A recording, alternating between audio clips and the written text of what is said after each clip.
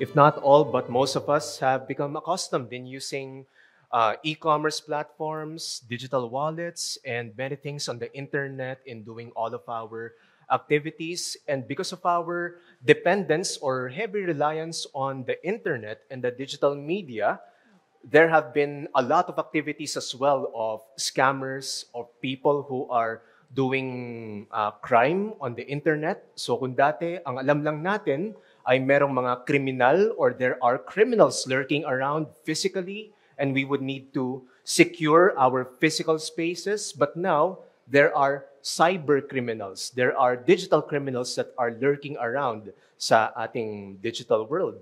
And if you are a user of a digital platform, the concern is how can I trust that I am safe in actually using certain applications whenever I do my transactions there. And so, ang nangyayari is that nawawala yung tiwala natin. Nagkakaroon tayo ng dependence all the more in the things that we could tangibly or mas nahahawakan natin or hindi na tayo nagde-depend sa mga digital media. Now, what we would see and what we see in First John chapter 2 is that there are threats that are taking place or that is disturbing the church that the Apostle John was writing to. And these threats have been affecting the assurance of the believers and their perseverance in their faith in the Lord Jesus. But as the Apostle John have addressed the church, he is encouraging them to abide in him. And that is not just simply a command that he is giving to the church na magpatuloy lang kayo. He is mentioning to them the divine resource that they have so that they can continue abiding in him. And so please turn with me to the New Testament and we're going to go back to 1 John chapter 2. For this morning, we will read verses 26 to 29. 1 John chapter 2, verses 26 to 29. I'll be reading from the ESV. So hear now the word of God. I write these things to you about those who are trying to deceive you, but the anointing that you have received from him abides in you, and you have no need that anyone should teach you, but as his anointing teaches you about everything, and is true and is no lie, just as it has taught you, abide in him. And now, little children, abide in him, so that when he appears, we may have confidence and not shrink from him in shame at his coming. If you know that he is righteous, you may be sure that everyone who practices righteousness has been born of him. Let us pray. Holy Father in heaven, we are asking for help because the words that we have just read are but mere words unless your Holy Spirit would plant it deep down in our hearts and minds in order for us to believe the wonderful truths that you have communicated to us in your words. May this strengthen our assurance. May we be able to hold fast to the things that you have taught us in your words, knowing that it is your very words that guides us and enables us and also saves us because it shows us, O Lord, the wonderful gospel of our Lord and Savior Jesus Christ.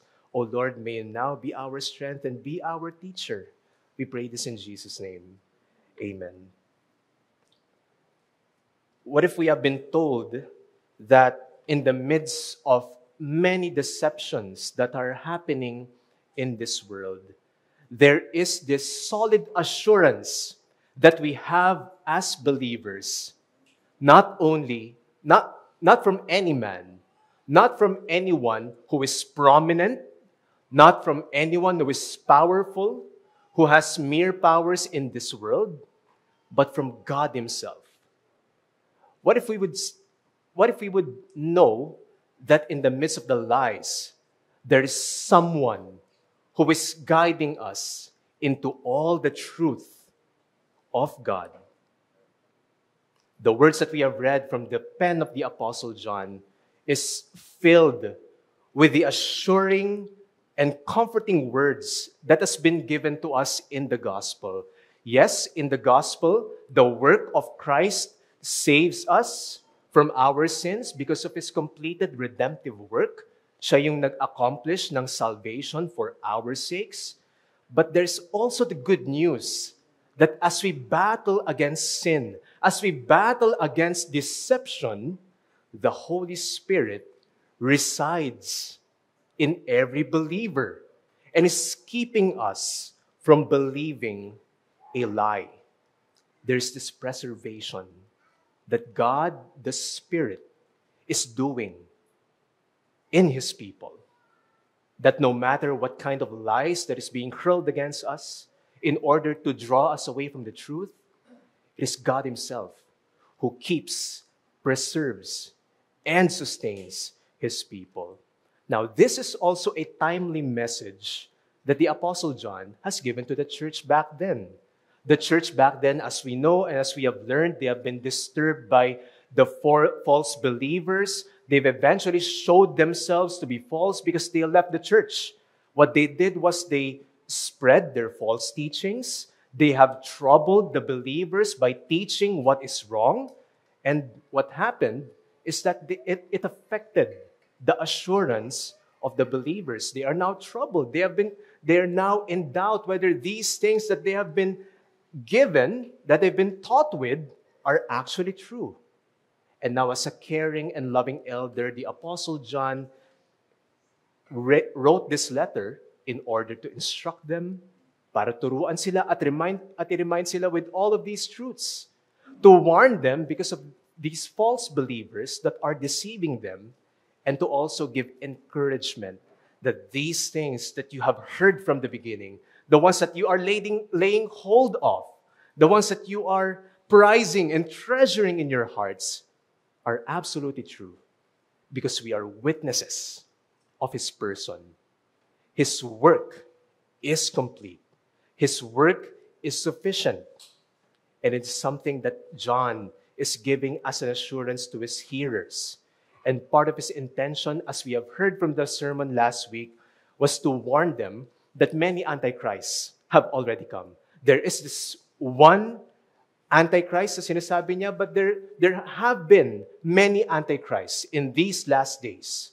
Kumbaga, it's a time when the first coming of Christ, and it's between the first coming of Christ and the second coming of Christ that we find ourselves in these last days. And in these last days, the Antichrists have gone everywhere, opposing Christ, denying Christ, rejecting Christ, promoting someone or something instead of Christ. And what do they teach?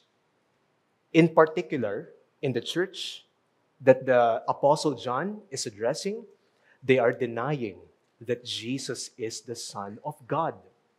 They are denying that Christ is the Messiah. And if you deny that Jesus is the Son of God, and if you deny that Jesus is the Messiah, then essentially you are rejecting the Father Himself. That's what the Apostle John is saying here. But as they believe and as they hold fast to the faith that has been once and for all handed down to them, that they are kept in the fellowship with the Father and His Son, and they enjoy the promise of eternal life. Now, if you would notice that the Apostle John has been tackling it one by one, that there's a certain sense of progression in the things that the Apostle John is dealing with. Now, may mga commentators, they're saying that it is a letter that has na medyo magulo yung structure, but there are certain things that you see, that there's certain themes that you see in the Apostle John's letter, that he went from addressing what true fellowship is with God and His people, that he is also addressing the right kind of love that the Christians should have, and now he is addressing what sound faith looks like.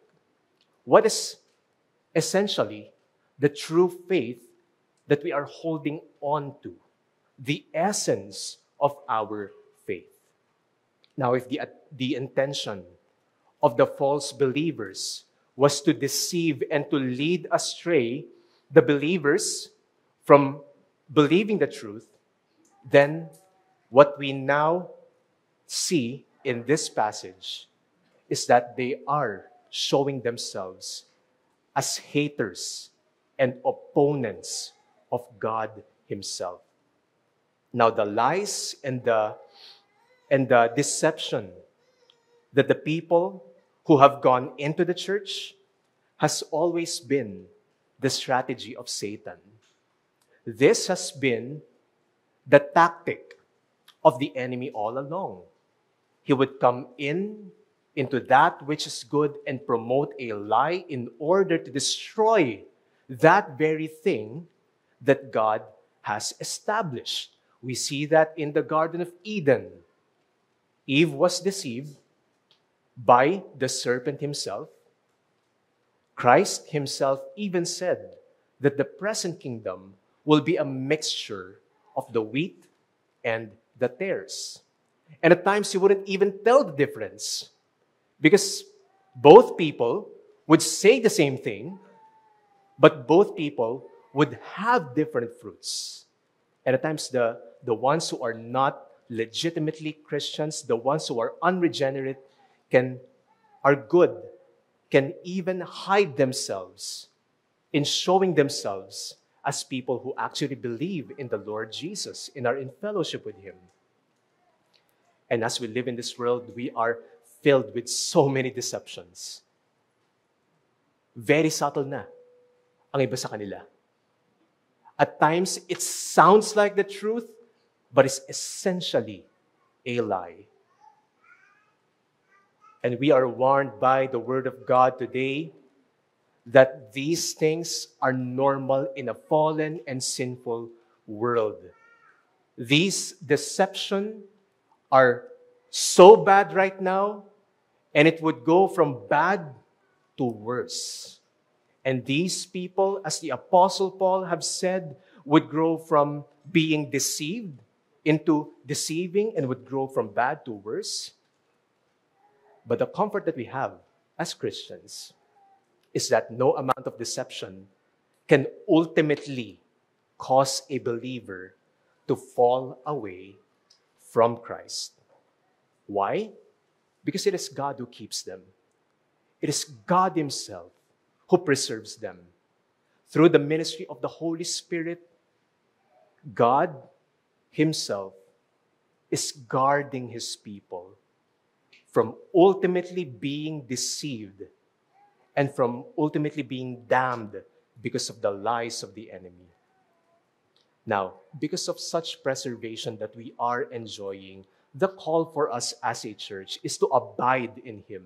Very clear yung message ni Apostle John dito. Knowing that God's preservation is there, abide in Him.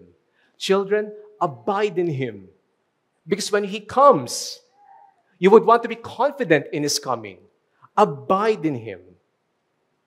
We have both the resource, the divine resource, the resource, capital R, and we have the motivation for us to abide in Him. We are encouraged to hold fast upon our Lord Jesus and to rest in the truth of who He is and the work that He has done, and knowing that He preserves His people, we are encouraged to persevere in the truth. And so as God abides in His people, abide in Him. That is my message to you this morning. As God abides in His people through His indwelling Spirit, the call for us, Christians, is to abide in Him. But the question is, how do we abide in Him? It's easy to throw around the word abide and encourage one another to abide in Him. Pero what exactly are we saying when we are telling someone, how do we abide in Him? First, we'll look at what God has graciously provided His people, or who was graciously provided to us. And ano ba yung ginagawa niya sa ating buhay? So that's going to be our first point. abiding anointing. And second, how does the call for us, or rather, what is the call for us as we live as His people, and why? And so that's going to be our second point, abiding assurance. And so let's look at now the first point, the abiding anointing. Now, beginning at verse 16, the Apostle John has unpacked the intention of these people who were trying to deceive them. They were not simply people who are sincerely believing an error, but they are intentionally and actively deceiving the people in order to lead them astray. The very purpose that they're doing it in verse 26, it says here, is that they are trying to deceive them. And by trying to deceive them, they are intending that these believers would fall away from the faith and therefore sin against our Lord Jesus. Now, if we would notice, these people have left the church. They have caused division within the church. They are fierce enough to cause trouble against the body of Christ. And against these deception, the Apostle John has given the encouragement and reiterates to the people who are in Christ that they have received this anointing from the Holy One. And this anointing we have defined last week is an act of God of setting apart. If we will talk about the anointed one, it is Christ Himself. He is the prophet, He is the priest, and He is the king of the people. And those who are called as prophet, priests, and kings are likewise anointed unto the service of God. But in a certain sense, we have the anointing because we share in the anointing of Christ. And we are likewise called as His people, and we are indwelt by His Holy Spirit. And what He has in view here is the anointing of having the true knowledge of God. It is therefore the indwelling Spirit of God that is in view here when He talks about the anointing. It is mentioned in verse 20, and He repeats it here in verse 27. He's our divine defense against the lies of the enemy. Now, He is the divine defense because He is of divine origin. He is not just any person, but He is the person of the Holy Spirit. He is God Himself, the Lord, the giver of life, as we have confessed in the Nicene Creed. He proceeds from the Father and the Son, and He gives knowledge to His people. He doesn't only give knowledge, but He preserves that knowledge. That when we hear something that is against the person of Christ, against the nature and the character of God, we are given discernment. We have been given such anointing that it protects us from the error of the enemy. Now, this anointing, the Holy Spirit Himself, doesn't just come whenever we need Him, but He abides in the believer. It says in verse 27, but the anointing that you have received from Him abides in you. And this is not only available to young or mature believers, but it's also available to young believers as well. All believers are enjoying this anointing from the Holy Spirit. And because He abides with the knowledge of the truth, sinabi ni Apostle John, they have no need of anyone to teach them. Now, of course, we have to clarify that the Apostle John is not saying that there's no need of teachers, there's no need of instructors within the church, there's no need of pastors or teachers. Hindi yun yung sinasabi ni Apostle John.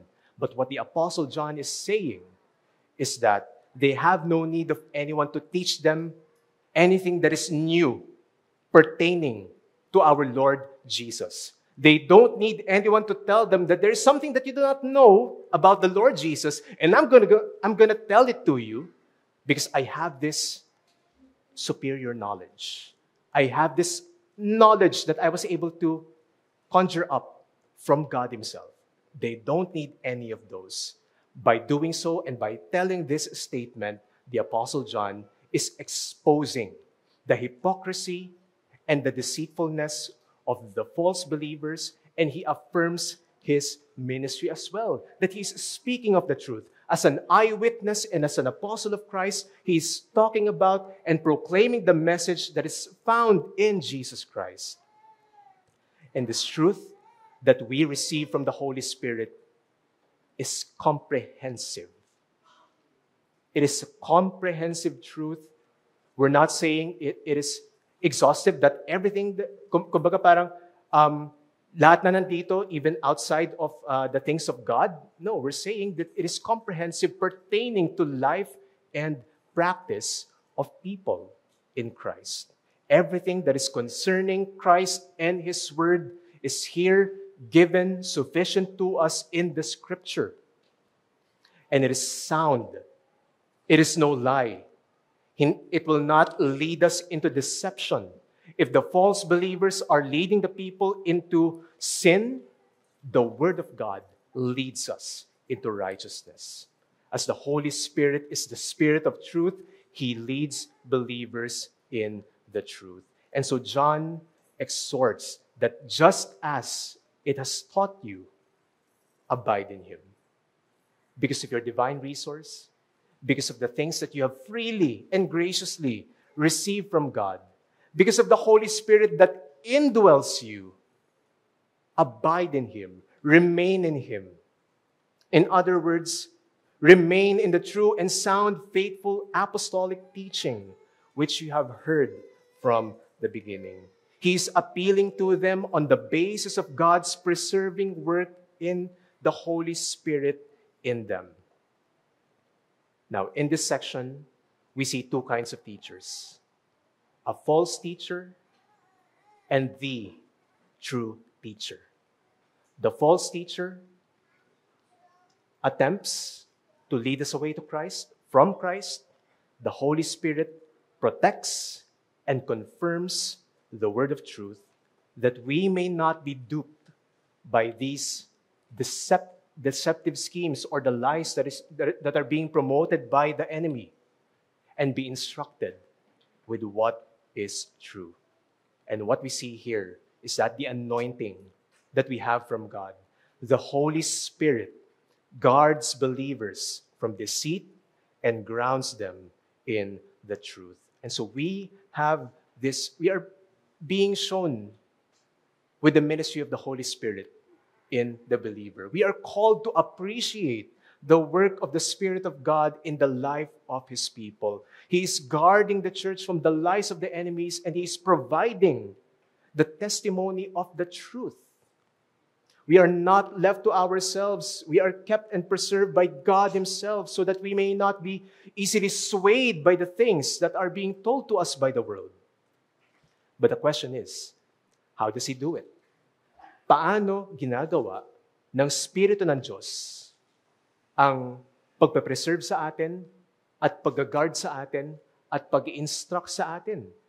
How does God, the Spirit, instruct us?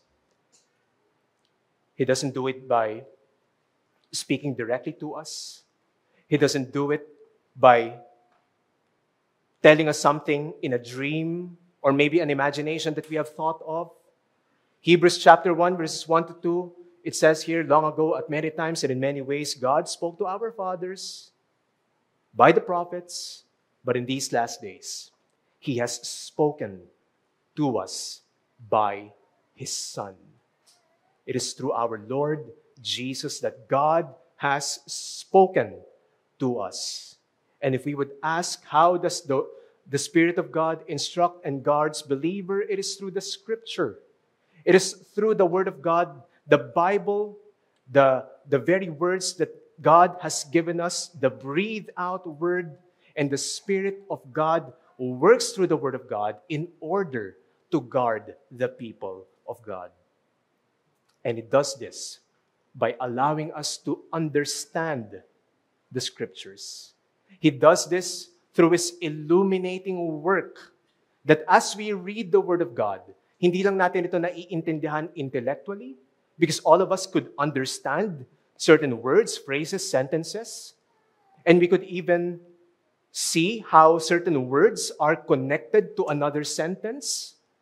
But the Spirit of God illumines in such a way that we do not just understand, but we believe. But we do not just know, but we also comprehend the things of God.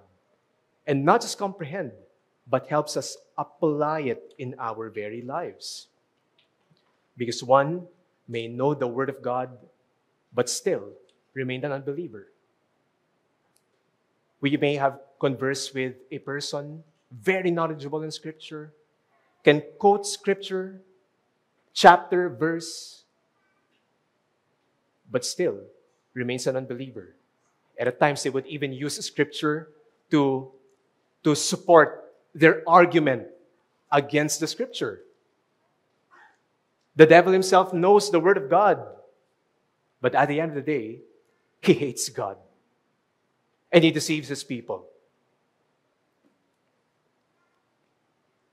But for us believers, the Spirit of God testifies the truth of God's Word, and He inwardly testifies to us concerning His Son, that we may believe in Him, that we may give our lives to Him, that we may give our absolute allegiance to our Lord Jesus, that in faith we would know and understand and believe who He is and what He has done for His people. That we would know that the gospel and the promises that are contained in the person and work of Christ are absolutely true for His people.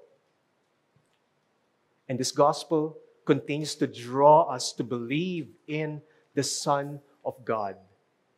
That we are continually being plunged into the depths of how we ought to understand the love and graciousness of our Lord Jesus. Whenever it's dark, or let's say you go into a cinema, sabihin natin na late ka. Normally, pinapatay nila yung ilaw, and the only light that you have are the LEDs. Minsan, wala pa nun. The only light that you have is the screen that is in front of you. So what you will do, di na tayo nagbabaon ng flashlight, pero meron tayong mga torch sa ating mga phones. And what we do is that we tinatapat natin ang ating mga torches so that we won't trip, especially pag may hawak kang popcorn or drinks, syempre ayaw natin matapon yun. We turn on the light so that we would know where we are going at hindi tayo maaksidente.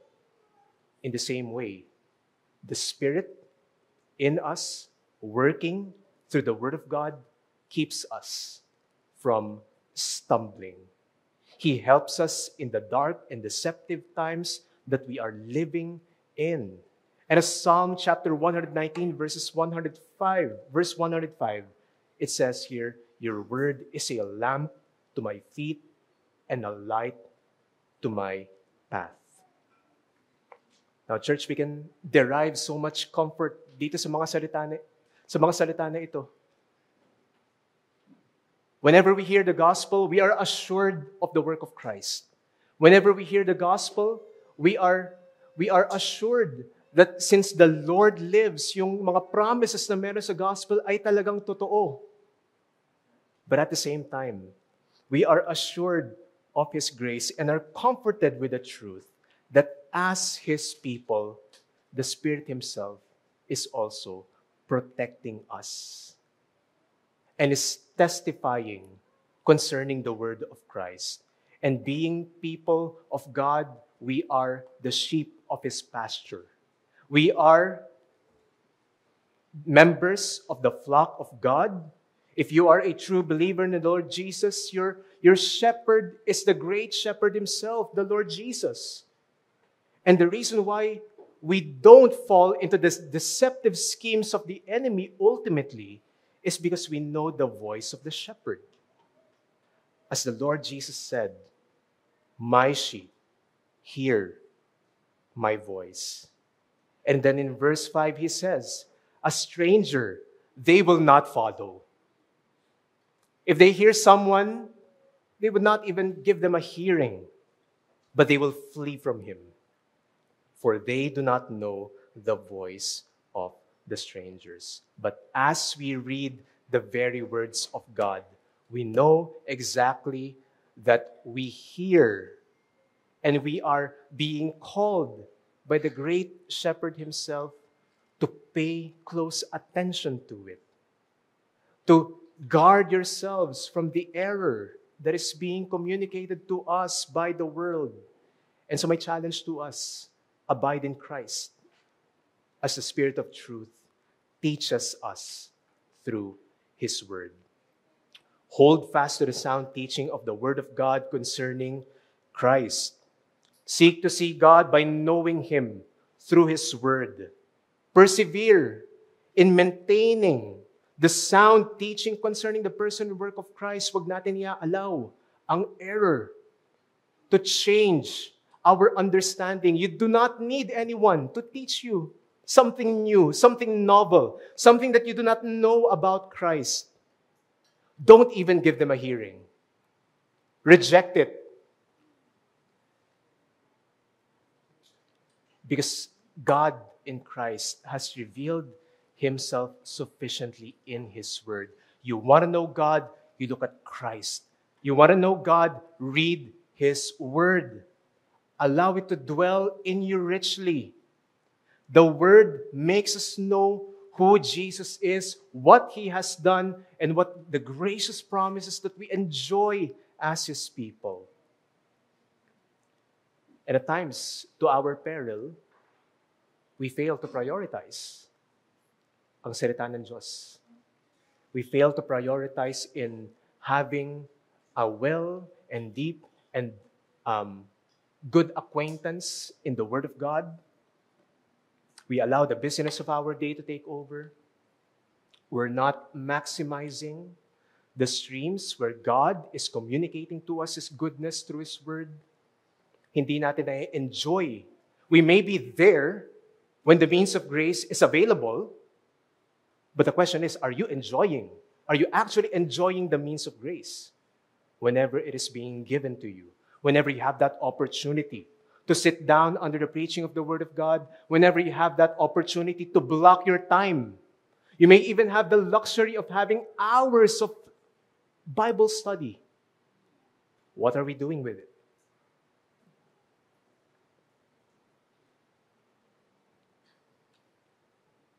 And at times, because of our neglect, our desire for godliness weakens. Our pursuit of holiness ay nakakast aside na lang. We find ourselves even not concerned with being transformed by the gospel. And whenever we are with unbelievers, we do not desire that they would hear. Mas iniisip pa natin yung, paano yung sasabihin niya kapag, ano kaya sabihin niya kapag share ko sa kanya yung gospel? Ano kaya magiging reaction niya? And at times we struggle with those thoughts, dear brethren. While the promise stands that we will not be ultimately deceived by the deceivers, but at times because of our ignorance din sa salita ng Diyos, we could even find ourselves being deceived on certain times. Natitrick tayo. Na at times parang it sounds like the Word of God but not quite. Hindi na natin nadidiscern at nakikita kung ano yung katotohanan sa kasinungalingan. This is a challenge for us to continue abiding in Christ, depending upon His Spirit as He teaches us in the words of truth.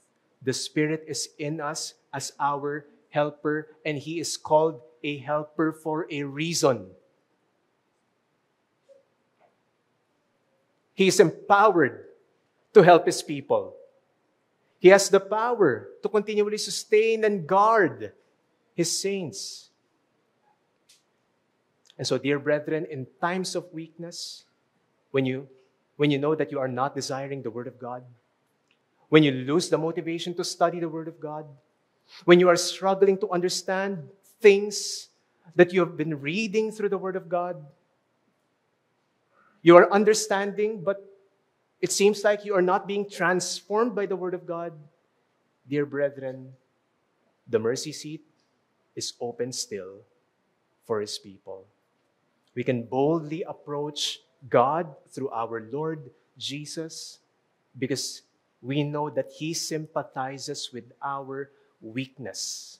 When we approach God, it is not a session where you would be scolded for not being able to do enough in doing your best to understand His words, but He is gentle and lowly in heart, and He understands and sympathizes with the weaknesses that we are experiencing. And so come to Him, dear brethren, with your weakness. Ask God for help. Cry out to Him. A prayer can be as simple as, Lord, help me. Lord, I've been reading this. I've been wrestling this truth. Would you be gracious to help me? Abide in Christ, my dear brethren.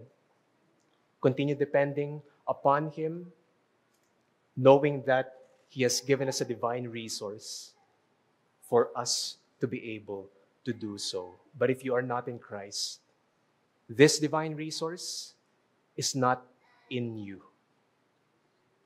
And the thing is, you can understand. You can know the Word of God. But you will not give yourself to the things that are being taught in the Scripture. Know that this holy God is the one you have sinned against, and the only way that you can escape the wrath to come is by turning to His Son, our Lord Jesus Christ. And so if you are not in Christ, repent of your sins.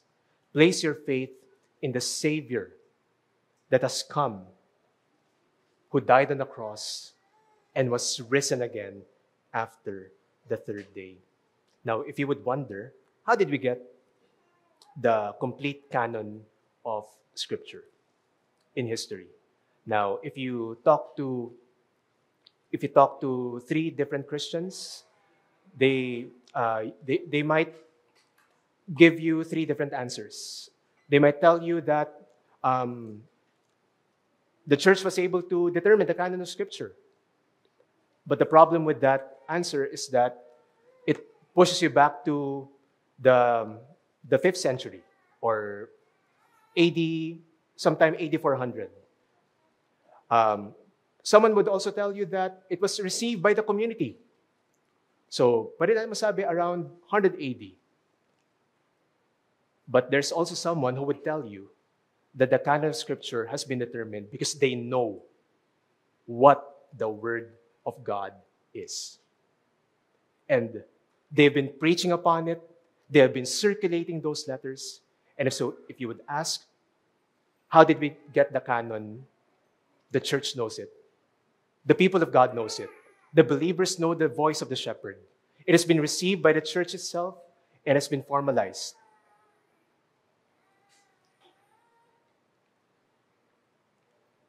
So in the same way, knowing that these are the very words that we know, that the complete Word of God has been given to us, the sufficient Word of God that sanctifies His saints, depend upon it and abide in our Lord Jesus. And so as we continue abiding in Him, what is now calling us to, what is the reason for our abiding? If we have been given the resource, what is now our encouragement? That's going to be our second point, abiding assurance. Now, the Apostle John, again, is lovingly appealing to the church. He appeals to them by exhorting them again, same thing, abide in Him. Abide in Christ, having the anointing that is from God. You have been made new. You have knowledge. You have been made possessors of the heavenly things. You are guarded from error. Now, abide in Him. And He calls them to, what is in view here is to live in light of the fact that Christ is coming again. Christ will come again. And when He comes again, abide in Him so that when He appears, sinabi niya in verse 28, we may have confidence and not shrink from Him in shame at His coming. What He desires for the people of God is to live abiding in the Lord Jesus, living holy, pleasing lives before God so that when He comes again at an hour and the day that we do not know, they will have confidence. That they would not be people who would hide themselves because of the shame, knowing that they have not lived faithfully before their God. And another motivation that the Apostle John has given here is that they have been born of God. That everyone who practices that which is good, everyone who practices righteousness has been born of Him. Through the Spirit, they have been given the knowledge of God. This includes knowing His character. And this knowledge of God is transformative. And it is causing us to desire and live out the very commandments of God. It prepares us. It continually assures us. Ito yung nagiging assuring factor sa ating believers. That knowing that Christ's coming is imminent and is sure, it purifies our lives. Knowing who He is and what He has called His people to become. So what we see here is that obedience is a confirmation of our sonship. And not only that, it prepares us for Christ's return. Because it shows that we are born of Him, that we are sons and daughters of God, and it shows that we are anticipating the blessed hope that we have in Christ's return. When you become a member of an organization, or let's say you join yourself in a company, you would be immersed in the mission and the vision of the company. You would be given and you would be acquainted with the purpose and the values that are being embodied by the people in the company or the organization. And their desire is for you to become one with them. That you would be identified with them. That even if you represent your company somewhere else, you would be identified with the organization. Similar to us Christians, we have a common confession. We have the only infallible rule for our faith and practice, which is the Scriptures. Faithfully living as His saints also makes it evident to whom we belong. It also makes our assurance steady. It strengthens our assurance that we are ready whenever Christ arrives. And in fact, it doesn't only make us ready na mag-aantay lang tayo, we would be eagerly longing for the coming of our Lord Jesus. The Lord Jesus will surely come again. He will come like a thief in the night. We see the signs of the times, but we do not know the day and the hour of His coming. We know this for sure, that Christ will come again because He lives. He has conquered death. He has conquered death, and He has promised to come again. He has conquered death, and so the promise as well that you and I have been forgiven of all of our sins, and that we have been made members of His kingdom by faith in Him is absolutely true. And so, dear brethren and friends, when Christ comes again, there will only be two kinds of responses. Either we'll be ashamed, or we would be confident when He comes. We would be ashamed if you would, at the time of Christ's coming and at the time of your death, that if you would remain as a believer, you would be ashamed in the coming of Christ. But if you are in Christ, my prayer is that all of us would be confident in His coming. That we would joyfully, na parang sasalubungin natin ang Panginoon sa Kanyang coming. Hindi magtatago tayo. Because the problem is, we know that we struggle with our remaining sins. We know that we are ashamed. At times we struggle with our shame dahil alam natin nagkasala tayo sa Panginoon.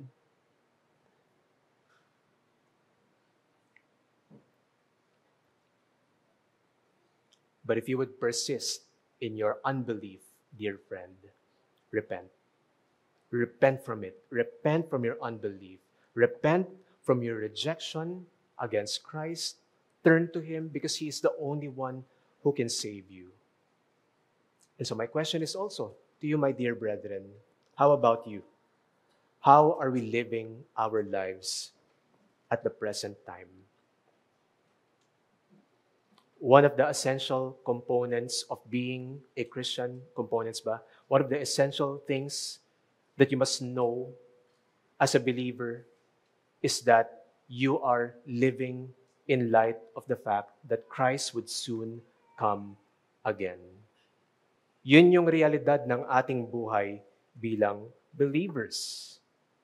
And knowing that, my last challenge to you is that abide in Christ as His faithful children, and let us eagerly long for the return of our Lord. If you are in Christ, you are a child of God. And knowing that Christ is coming again, we must live our lives in light of the truth that He is coming again soon. And may this stir up ang ating anticipation, and may it enable us to focus on the things that would glorify God and put things in our lives into proper perspective. And of course, we would ask, how do we do that? Through faith, we hold on to the truths of who Jesus is and what He has done. We long for the hope of embracing the promises that we have received from the gospel, our blessed hope. And at the present time, we persist in our love for the Lord and for our brethren, for our neighbors, bearing the fruit of love and obedience as enabled by the Spirit of God.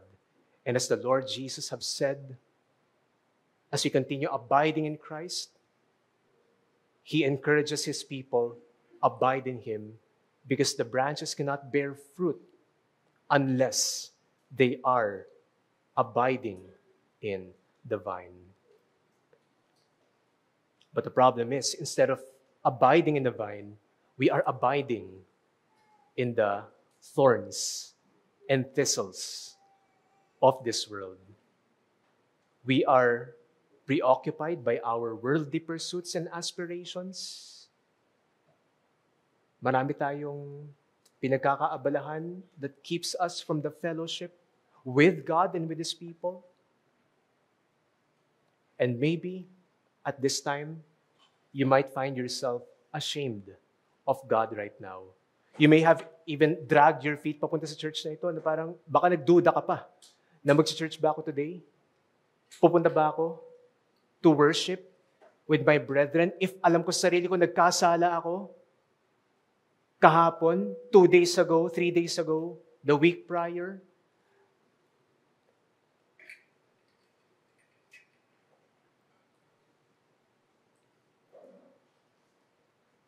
It is not because we do not believe in the gospel, kaya tayo nahihiya. Alam kasi natin na nagkasala tayo sa Panginoon, pero let me comfort you with this.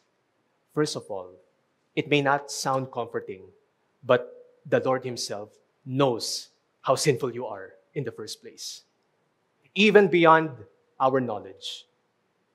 The Lord knows how wicked our hearts are. He even knows the hidden things na hindi tayo nagiging accountable sa ating mga kapatid. That if I would borrow the analogy of if ialin tulad ko siya kay Luther, if we would confess our sins before God, yung actual and not just the things that we know, we would spend hours and hours and hours and hours confessing our sin before our God. Ganun kaalam ng Panginoon ang ating mga kasalanan. But dear church, though the Lord knows how sinful we are more than we do, for us who are in Christ, hold on to the promise of the gospel that He died for you. He died for your sake. He lives again in order that you may live. For you who are not in Christ, Christ also wants you to know that God saves sinners through Him. Kaya tinatawag ka ng Panginoon to repent of your sins and believe in Christ. So how are we living our lives as children? How are we living as His saints right now? You know, if you've read yung Pilgrim's Progress ni John Bunyan, Christian and hopeful found themselves in the castle of despair. And in the castle of despair, they are tormented physically and they are emotionally being tormented ng giant na si despair at yung asawa niya na si Dippidance. In the midst of that torment, Christian rather found the key of promise. In the midst of our troubling times, dear brethren, the things that makes us down, doubt the promises of God, and hinder us from a faithful fellowship with Christ, or probably hinder us from abiding or making us doubt whether we would continue abiding in Christ. Look to the promises of God found in the gospel of Jesus Christ.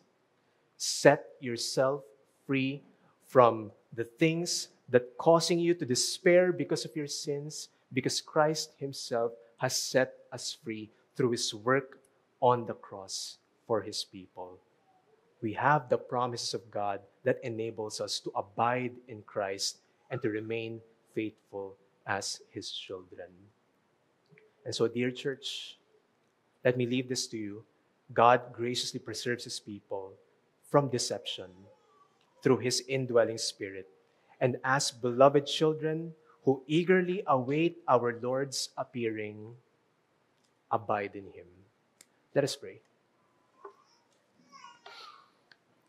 Our Heavenly Father, thank You for Christ. Thank You because You have sent the Holy Spirit to be in us so that we may be preserved amid the terrible lies that we are being told to us.